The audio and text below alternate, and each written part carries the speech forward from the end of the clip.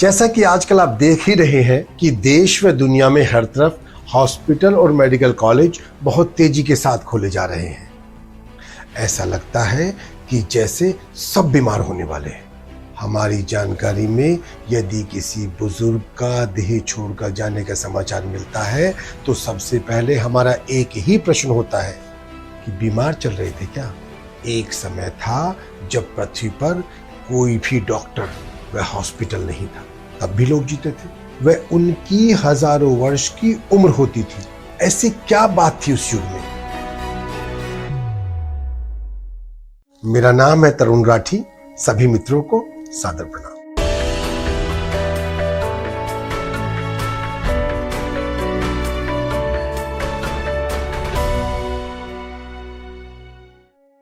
वर्तमान में प्राकृतिक रूप से व्यक्ति की उम्र 125 वर्ष तक हो सकती है। फ्रांस की रहने वाली जीन कॉलमेट 122 वर्ष तक जिंदा रही थी। भारत में सबसे उम्रदराज वर्तमान में हिंदू सन्यासी स्वामी शिवानंद है, जिनकी उम्र 120 वर्ष मानी गई है। वे अभी भी स्वस्थ हैं। देवराहा बाबा के बारे में दावा किया जाता है कि वे 750 वर्ष तक जिंदा रहे। उनकी मौत 1990 में हो गई थी। त्रिलंग स्वामी, जिन्हें गणपति सरस्वती भी कहते हैं, उनकी उम्र 286 वर्ष की थी। तैलंग स्वामी का जन्म नरसिंह राव और विद्यावती के घर 1601 में हुआ था। वे वाराणसी में 1737 से 1887 तक रहे। इसी तरह शिवपुरी बाबा 137 वर्ष तक जीवित रहे, जो 27 सितंबर 1826 में जन्मे और जनवरी 1963 में उन्होंने देह त्याग दी। बंगाल के संत लोकनाथ जी 160 वर्ष तक जीवित रहे। उनका जन्म 31 अगस्त 1730 को हुआ और 3 जून 1890 को उन्होंने देह छोड़ दी। आयुर्वेद शास्त्र के अनुसार मनुष्य की आयु लगभग 120 वर्ष बताई गई है, लेकिन वो अपने योग बल से लगभग 150 वर्षों से ज्यादा जीवित रह सकता है। कहते हैं कि प्राचीन मानव की सामान्य उम्र 300 से 400 वर्ष हुआ करती थी, क्योंकि तब धरती का वातावरण व्यक्ति को उक्त काल तक जिंदा बनाए रखने के लिए था। पौराणिक और संस्कृत ग्रंथों के अनुसार भारत में ऐसे कई लोग हुए हैं जो हजारों वर्ष से जीवित हैं। हिमालय में आज भी ऐसे कई ऋषि और मुनि हैं जिनकी आयु लगभग 600 वर्ष से अधिक होने का दावा किया जाता है। हिंदू पौराणिक ग्रंथों में उल्लेख मिलता है कि सदियों पहले ऐसे कई देव पुरुष थे जो सैकड़ों और हजारों वर्षों तक जीवित रहे थे। पुराणों के अनुसार अश्वत्थामा, बाली, व्यास जी, हनुमान जी, विभीषण, कृपाचार्य जी, परशुराम जी और मार्कंडेय ऋषि के अलावा अन्य कई ऐसे लोग हैं जिनके बारे में कहा जाता है कि वे आज भी जीवित हैं। क्या यह संभव है कि कोई व्यक्ति हजारों वर्ष तक जीवित रह सकता है?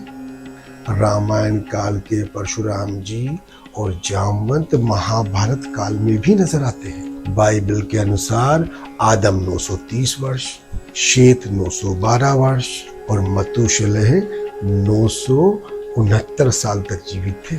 यानी मतुशलह अगर 31 साल और जीता तो पूरे 1000 साल के हो जाते। इस तरह नूह यानी कि नोहा 950 वर्ष तक जिंदा रहे थे। नूह और व्यसक मनु की कहानी मिलती जुलती है। तो क्या हम ये मान ले कि प्राचीन काल का मानव कम से कम 500 वर्ष तक तो जिंदा रहता ही था?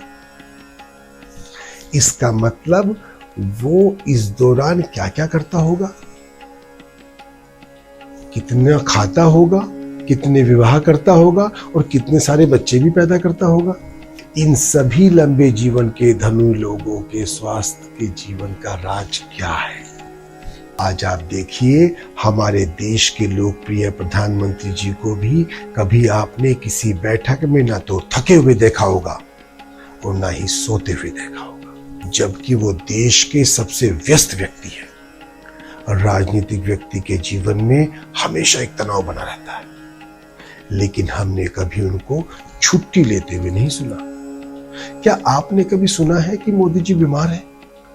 यहां तक कि हर व्यक्ति को कोरोना हुआ, लेकिन उनको छू नहीं सका।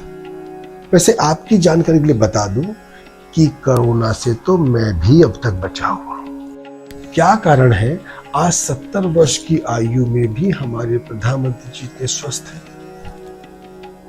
जब मैंने उनसे प्रश्न पूछा तो उन्होंने इसका कारण बताया, योग, ध्यान, नियमित जीवन शैली और आत्मनियंत्रण। मित्रों, सभी बीमारियों की विशेष दवाई केवल दवाई की बोतलें या गोलियां नहीं होती हैं। जीवन में कुछ ऐसा भी है जिसके नियमित करने से संभवतः कभी भी दवाई व डॉक्टर की जरूरत ही ना पड़े। जैसे कसरत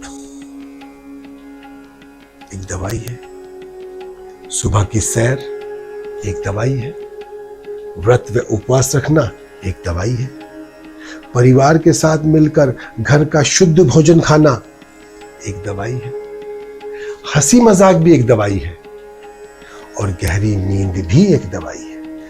हमेशा खुश रहना भी दवाई है, योग करना भी दवाई है, कुछ मामलों में चुप रहना भी दवाई है, एकांतवास भी एक दवाई है, सबका सहयोग करना भी एक दवाई है, एक अच्छा दोस्त तो यकीनन ही दवाई की दुकान है। इसका सेवन कीजिए, ना इसमें कोई पैसा खर्च होगा, ना ही इसका कोई साइड इफेक्ट होगा। सदैव प्रसन्न और आशावान रहिए। जिसका मन मस्त है उसके पास समस्त है, जो प्राप्त है वो पर्याप्त है। जय श्री राम।